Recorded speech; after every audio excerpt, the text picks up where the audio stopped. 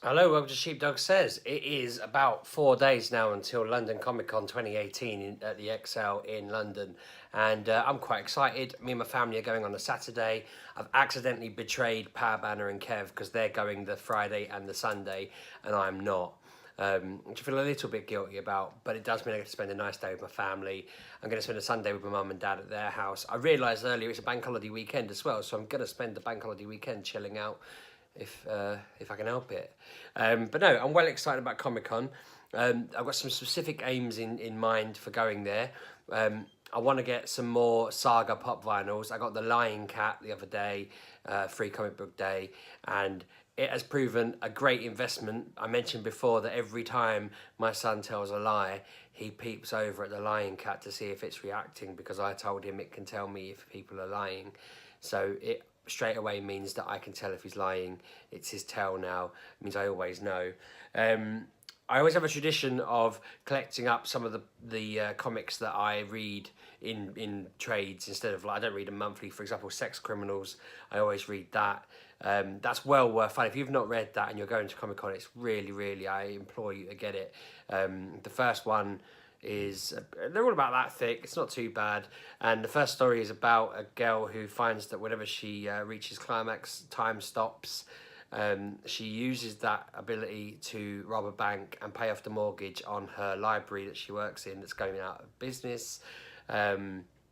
The idea is it's a victimless crime because she's basically taking the money from the bank and paying the bank back to get rid of the mortgage.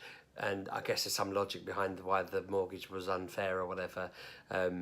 Whatever, you know. Anyway, obviously it unfolds from there because there are the sex police who hunt her down. There's lots of other people who have the same ability. There's this whole underworld of people who can freeze time and have been living in that frozen time, using it to bend the world to the way they want, and they're not happy that someone's come along and started breaking the rules.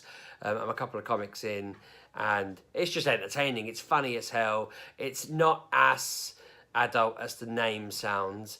I don't want to bleep anything out or anything like that. It's still probably an 8. It is an 18. I'm not going to beat around the bush, but I'm pretty sure they're making a Netflix series, so it's well worth getting in on the ground floor and reading it before it becomes a Netflix series, because it's going to be great.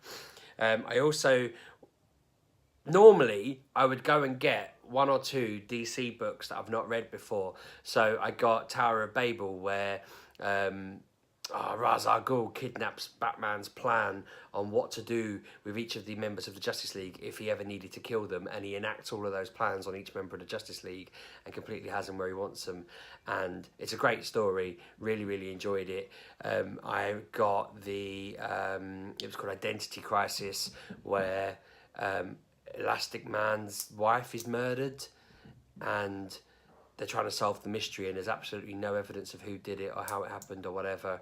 And then somebody else's wife gets murdered, and there's some great, like, the whole Justice League are grieving the deaths of these iconic characters and trying to figure out who did it, and they can't figure it out, and it's completely unsolvable, and then it also obviously unfolds, and it's great.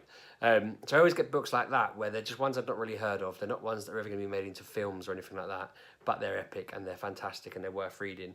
But I've read all the top 10s, top 20s and all of that of DC now, so I'm on to the point of trying to find what else to get. So I'm kind of I was looking up the top 10 Marvel comics, but they're all like Infinity War and stuff like that, so even then I'm kind of stuck. So I'm going to try and get into Captain Marvel, because I know obviously the film's coming out. There's quite a few of them, so I'm thinking she ends up being the biggest, most powerful member of Marvel's kind of universe. So she's their Superman in a way.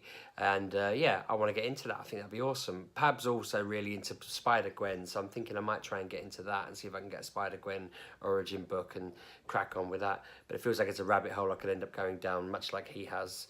I'm trying to think what else. Squirrel Girl, I'm excited about getting more into. Apparently she's had a real peak in the quality of her story recently.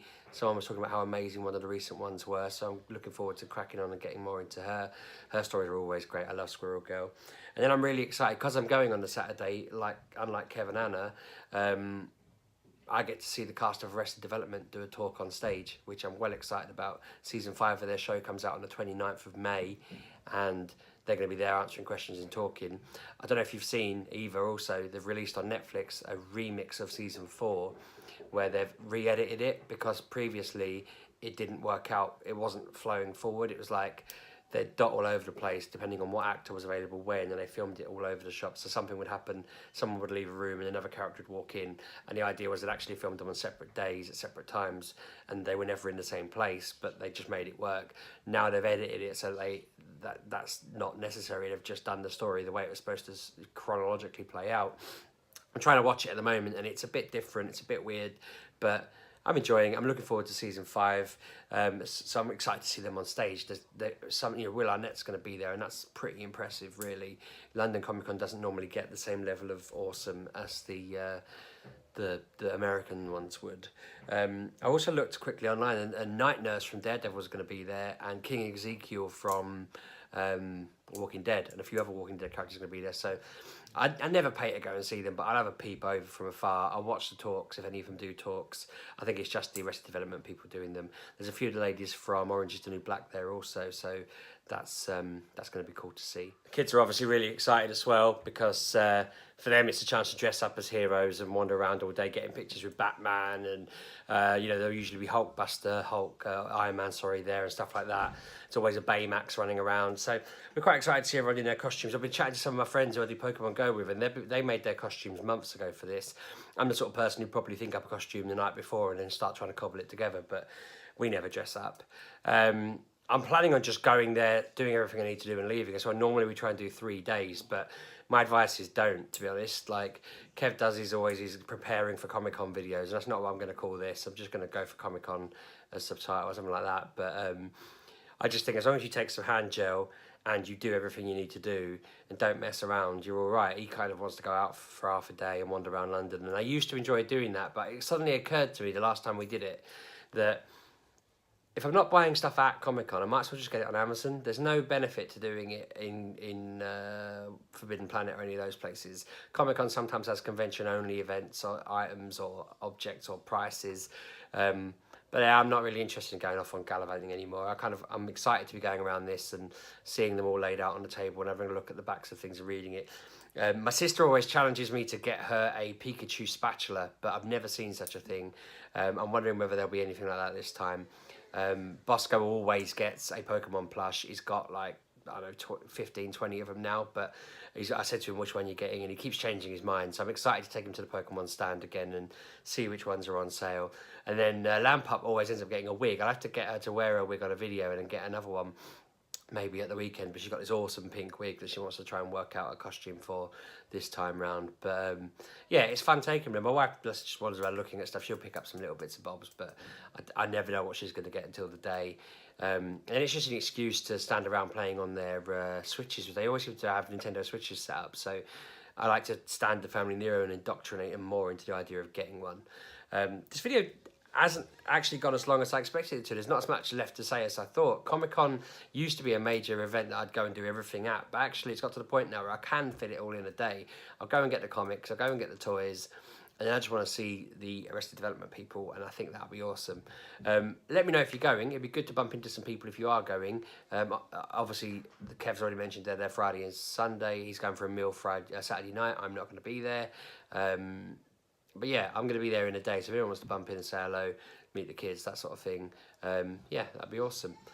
But yeah, anyway, I'm going to wrap it up because I've got pizza arriving. You might have noticed me pause midway through. I thought it was the pizza arriving, and it wasn't. I'm gutted. But hopefully it'll be here any second, and I can start editing while I eat pizza. Thanks for watching. Let me know what you're looking forward to at Comic-Con. Give me a subscribe, a like, a comment, all that stuff. And yeah, I'll chat to you tomorrow. Cheers.